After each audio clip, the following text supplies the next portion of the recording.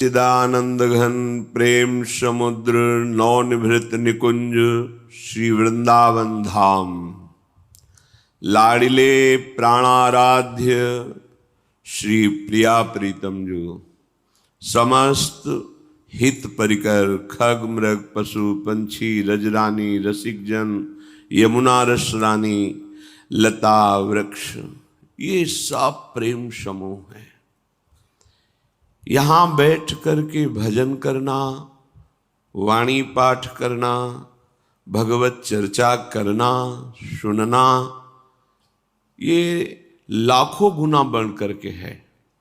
जैसे तीर्थों में वर्णन है कि अपने घर में अगर 1000 माला जपें और गंगा के पावन तट पर बस धारा से 8 हाथ के अंतर्गत, तो आपका एक माला हजारों माला की बराबरी करेगा। गंगा किनारे बैठकर 1000 माला जपें, तीर्थराज प्रयाग में संगम पर बैठकर एक माला तो गंगा किनारे की हजारों माला के बराबर। तीर्थराज प्रयाग में हजारों माला जपे, काशी विश्वनाथ भगवान विश्वेश्वर परम वैष्णवाचार्य श्री महादेव जी के समीप शिवालय में, उनके समीप वो एक माला तीर्थराज प्रयाग से हजारों माला से भी बढ़कर है। और ये वो भूमि है जो रज शिव शनकादिक याचन, भगवान शंकर भी जहाँ की रज को माथे पे धारण करते हैं, ये परम पावन वृंदावन भूमि है। यदि यहाँ बैठकर हम एक माला भी जप किए तो वो अनंत गुना फल देने वाली है। यहाँ बैठकर हम वाणी पाठ किए, यहाँ बैठ कर के हम सत्संग सुने, श्री जी की सेवा दर्शन किए, खूब नाम जप किए, ये अहोभाग्य, ये अहोभाग्य, बड़े दुर्लभ भाग्य प्रकाशित हुए हैं। तब हमको वृंदावन लाया गया और ये सौभाग्य प्राप्त हुआ। इस सौभाग्य का परिणाम दुख सुख भुगाने वाला ये मानव शरीर नहीं, केवल स्वाप्निक सुख स्वर्गलोक भुगाने वाला देव सुख नहीं, केवल पाप कर्म भुगाने वाला यातना देह नरक दुख नहीं, ये भगवत सुख प्रदान करने वाला है जो लोक लोकांतर में कहीं सुख नहीं है। ये जन्म मरण को रोकने वाला है। बड़े भाग पाइप सत्संगा तो बिना ही प्रयास होई भव भंगा, शब्द पर ध्यान दो। कई नौ साधक विचलित हो जाते हैं कि मेरा मन मेरा साथ नहीं दे रहा, अब क्या होगा। आपको चिंता नहीं करनी, आप खुद गलत हो रहे हो। मेरा मन क्यों रखा है, प्रियाजू को क्यों नहीं दे दिया। बहुत प्रयास करने पर भी जब सफलता नहीं हाथ लगती है तो उसे हार कहते हैं, और हार तभी सार्थक है जब वो प्रियाजू के चरणों में समर्पित कर दी जाए। बड़े बड़े हार गए हैं, अपने लोग तो बच्चे हैं। गोस्वामी तुलसीदास जी कह रहे हैं, हौ हार्यो कर जतन विविध विधि अतिशय प्रबल अजय, तुलसीदास बस होए तबहि जब प्रभु पेरक बरजय। तो दे दो ना उनको मन, फिर चिंता क्यों करते हो। अगर मन प्रभु के हवाले कर दो, वो ठीक कर लेंगे। उनको कोई मेहनत नहीं पड़ेगी ठीक करने में, वो अपने जन्म के जन्म व्यतीत होते जा रहे हैं। मन को आज तक हम राजी नहीं कर पाए। बहुत किया मनमानी, अब मन को हमारे गुरुदेव के वचनों के अनुसार चलना होगा। अब मन को शास्त्र सम्मत आचरण करने होंगे। आप थोड़ा मन से हटिए। मन में जो एक तदात्म भाव ले बैठे हो, यही तुम्हारी दुर्गति का कारण हो रहा है। तुम मन नहीं हो, तुम्हारा एक यंत्र है मन। तुम थोड़ा अलग हट करके देखिए, फिर ये डर जाएगा। आप तदात्म हो रहे हैं, इसीलिए आप इस पर विजय प्राप्त नहीं कर पा रहे। थोड़ा हटिए, हट करके निर्णय कीजिए। यदि ये गलत आचरण का हमें प्रेरणा सलाह दे रहा है, संकल्प बना रहा है, तो इसको विरोध में हो जाइए, नहीं मानना। ये कुछ नहीं कर पाएगा आपका, ये केवल जलाएगा। किसको? अपने को। वो आपको नहीं, आप तक इसकी आंच नहीं पहुंच सकती। शास्त्र जिभ्याओं वाले भगवान शेष जी जिनका यश गान करते हैं, आप उन भगवान के अंश हैं। आपको ये काम आदि विकार स्पर्श न किए हैं, कभी न कर सकते हैं। ये मन पर हावी होते हैं, और मन को आपने अपना स्वरूप मान रखा है, इसलिए आपसे दुराचार बन जाता है, पापाचार बन जाता है। यदि इस जन्म में परमानंद की अनुभूति करनी है तो यज्ञार्थात् कर्मणोऽन्यत्र लोकोऽयं कर्म बंधनः तदर्थं कर्म कौन्तेय मुक्त संगः समाचर। यज्ञार्थ माने होता है भगवत प्रीत्यर्थ, प्रभु के लिए कर्म करना। प्रभु के लिए कौन से कर्म करना? स्वकर्मणा, जो तुम्हें कर्म मिला है उसे धर्म के अनुसार करो, भगवत समर्पित कर दो, वो यज्ञ हो जाएगा। उसका फल मिलेगा तुम्हें आनंद, भगवत प्राप्ति, महासुख।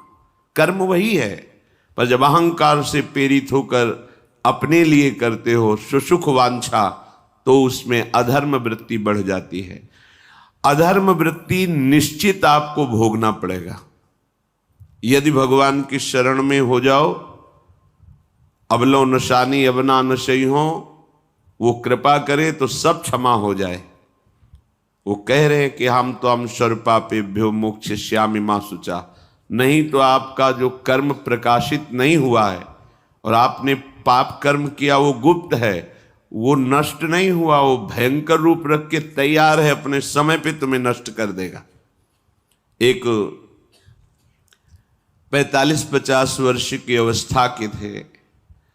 अब उनको ज्ञान हुआ कि हमारे द्वारा बहुत अधर्म हुए हैं, अब सब छोड़ो, अब सत् कार्यों में लगो। तो उनके सामने एक स्वर्णकार का मकान था। वो बहुत ही कपटपूर्ण व्यवहार करता था। भोले भाले लोगों को असली स्वर्ण लेकर के, केवल स्वर्ण का लेप करके अलंकार बेचता। अगर कोई जानता तो कुछ राज कर्मचारियों को अपने ले के अधीन किए हुए था और उसको कुछ नहीं होता। तो जो राज कर्मचारी उसके रहस्य को जानते थे, वो रात में ड्यूटी देते थे। उन लोगों ने सोचा कि इतना धन इसने इकट्ठा किया है, अगर हम इसको मार देते हैं और इसका स्वर्ण ले लेते हैं तो कोई रिपोर्ट करने वाला भी नहीं होगा और हम बहुत धनी हो जाएंगे। अधर्माचरण करने वाला कभी सुखी नहीं हो सकता। स्वर्णकार अधर्म आचरण कर रहा था, तो उसके अधर्म आचरण में सम्मिलित होने वाले राज कर्मचारियों ने उसे मार दिया। उसका स्वर्ण ले लिया, धन ले लिया और उसे बॉक्स में बंद करके वो निकल ही रहे थे कि वो जो धर्म पे चलना ठाना था उन्होंने देख लिया। बाहर निकले, उनका ये क्या है? अब वो तो फंस गए, क्योंकि बॉक्स में उसकी लाश थी और सब बैग झोला में स्वर्णाभूषण धन था। उन्होंने तुरंत उसको कहा, आवाज मत दीजिएगा, देखो हम तुम्हें हिस्सा दे देंगे, ये जो धन हमारे पास है इसको हम 3 हिस्से में बांट लेंगे और इसको हम नष्ट कर देते हैं, कोई जानेगा नहीं, हम राज कर्मचारी हैं, किसी तरह का फसाव नहीं होगा। उन्होंने कहा, ये मैं अधर्म का कार्य नहीं कर सकता, मैं तो अब हल्ला मचाऊंगा, सबको बुलाऊंगा और बताऊंगा कि तुमने इसकी हत्या की है और इसका धन अपहरण कर रहे थे। अब राज कर्मचारी, उन्होंने सोचा हमारी ड्यूटी भी जाएगी, धन भी जाएगा, सजा भी मिलेगी। दोनों ने इशारे में ही बात कर ली और हल्ला मचा के दौड़ पड़े, पकड़ो इसे, पकड़ो, जाने न पाए। उसे पकड़ लिया, लोग इकट्ठा हुए, क्या हुआ? देखो ये धन अपहरण करके जा रहा था, इसकी हत्या कर दी। तो हम लोग गश्त लगा रहे थे तो हमें शंका हुई, आए तो देखा ये पकड़ा गया, जो धर्म से चल रहा था उसको पकड़ लिया। अब तो प्रमाण, राजकर्मचारी खुद गवाही देने के लिए तैयार, उसे बंद किया गया, मुकदमा हुआ। वो बार बार जज के सामने यही कहता था, जिसकी कसम खवाओ हम कसम खा लेते हैं, हमने बिल्कुल ये कार्य नहीं किया, ये लोग ये कार्य कर रहे थे, हमने इनको रोका तो इन्होंने मुझे साझेदारी के लिए, पर मैंने वो स्वीकार नहीं किया तो फिर इन्होंने ऐसा किया। पर उसकी कौन बात माने? राजकर्मचारी गवाही, मुकदमा लंबा खिंचा, उसे जेल में रखा गया। हर बार आके वो यही प्रार्थना करता, कई वर्ष तक चलता रहता मुकदमा, जेल का उसे बड़ा कष्ट भोगना पड़ता। वो विचार करता कि मैं अगर हिस्सा ले लेता तो बच जाता, लेकिन धर्म से चल रहा था तो देखो मुझे कष्ट भोगना पड़ा। मुझे लगता है भगवान के दरबार में न्याय नहीं है, धर्म रक्षा नहीं करता, ऐसा लगता है। एक दिन आया और रो करके यही बात कही जज के सामने कि मुझे लगता है भगवान नहीं है, क्योंकि मैं बार बार सत्य को साक्षी करके कहता हूं कि मैंने ये कर्म नहीं किया और मुझे दंड दिया जा रहा है, मुझे क्लेश दिया जा रहा है धर्म से चलने के कारण। अगर मैं सम्मिलित हो जाता तो मुझे तीसरा हिस्सा मिलता और बिल्कुल बात शांत होती। ये क्या धर्म है, कहां भगवान है? जज ने इस पर गौर किया, कई वर्ष वो जेल भोगता रहा, मुकदमा चलता रहा। तब जज ने गौर किया कि बार बार ये कहता है इसकी जांच की जाए, तो हत्याकांड होते ही रहते हैं। एक शव आया वहां, जज ने मंगवाया था, जो पोस्टमार्टम के लिए जाता है, मंगवाया और कहा देखो इसका कोई नहीं है, अंतिम संस्कार के लिए अपने ही लोगों को जाना है। तो दो कर्मचारी जो थे सरकारी, जो स्वर्ण चोरी में सम्मिलित थे, उनको और उसको कहा कि बस तुम थोड़ी देर नदी के किनारे बैठे रहना, हम और लोगों को लेकर के आते हैं। और एक आदमी को छुपा के बैठा लिया और राज कर्मचारी नदी के किनारे शव को लेकर बैठे। उसको देखा जिसको बहुत कष्ट दिया जा रहा था, सारा आरोप उसके ऊपर था, जो धर्म से चल रहा था। उसे कहा माना नहीं ना, अगर मान लेता तो तीसरा हिस्सा भी मिल जाता, बात वहीं खत्म हो जाती है। देखा, फंसा दिया, तेरे को आजीवन कारावास मिलेगा, कोई नहीं बचा सकता तेरे को। मेरी बात नहीं मानी, कह रहा था हल्ला मचाऊंगा, ऐसा वैसा, अब भोग। तो जज के द्वारा जो एकांत में बैठाला हुआ आदमी था, उसने पूरी बात सुनी, इसीलिए ये नाटक रचा गया था। तीनों को बुलाया और कहा तुम निर्दोष हो उस धर्मात्मा से, स्वयं इनकी आवाज से हमने सुना ये कह रहे थे जो तुम बात कह रहे थे। तो उसने कहा कि ये तो ठीक है, अब निर्णय ठीक कर दिया, लेकिन आप कई वर्षों से मैं दंड भोग रहा था, ये कौन सा न्याय है? किस अपराध के कारण? मैं तो धर्म से चल रहा था, इसमें किंचन मात्र मेरा कोई अपराध नहीं था, फिर कई वर्ष से मैं सजा क्यों भोग रहा था? बार बार प्रताड़ना, नाना प्रकार के कष्ट क्यों भोगा मैं? जज ने कहा तुम हृदय को साक्षी करके बताओ, क्या कोई ऐसा अपराध किया है जिसका प्रकाश ना हुआ हो और तुम्हें दंड ना मिला हो? हम अब उसका कोई दंड थोड़ी तुम्हें देंगे, लेकिन तुम्हारे अंदर जो भगवान के प्रति आरोप है उसका निराकरण हो जाएगा। उसने कहा हाँ, यौवन अवस्था में मैंने किसी स्त्री को ऐसा ऐसा, और वो विरोध करने पर भी उसे मार दिया और आज तक बात कोई प्रकाशित नहीं हुई। तो बोले फिर भगवान को क्यों दोष देते हो? वो कर्म तुम्हारा दंड अगर मिल जाता तो नष्ट हो जाता, वो कर्म सुरक्षित है। उसी कर्म ने तुम्हें यहां अधर्म ना होने पर भी फंसाया और देखो तुम्हें भोगना पड़ा। तो निश्चित समझो, यदि आप अधर्म के द्वारा कोई भी सुख साधन करेंगे तो आप नष्ट होंगे। अधर्म के द्वारा आप धन आदि छीनना चाहेंगे तो आप नष्ट होंगे। अधर्म कर दिया है और उसका प्रायश्चित नहीं हुआ तो वो कर्म सुरक्षित है। ऐसी जगह फंसाएगा जहां 100% आपने कोई अपराध नहीं किया पर आपको उसका दंड भोगना पड़ेगा, फिर आपको लगेगा कि न्याय में अन्याय हो रहा है, कोई भगवान नहीं है। देखो मैंने बिल्कुल कसम खा के कहता हूं पाप नहीं किया, पर ये पाप का जो आरोप लगा वो पूर्व पाप आकर के तुम्हें दंडित कर रहा है। अब इस कर्म विधान को ये बहिर्मुख लोग क्या जानते हैं? तभी कहते हैं अरे कहां भगवान, कैसे भगवान? आज तुम धर्म से चल रहे हो, लेकिन कल तुमने जो कर्म किया तो तुम शरणागत होकर भजन के द्वारा उसको नष्ट नहीं किया ना, तो वो सुरक्षित है। अवश्य में भोक्तव्यम कृतम कर्म शुभाशुभम।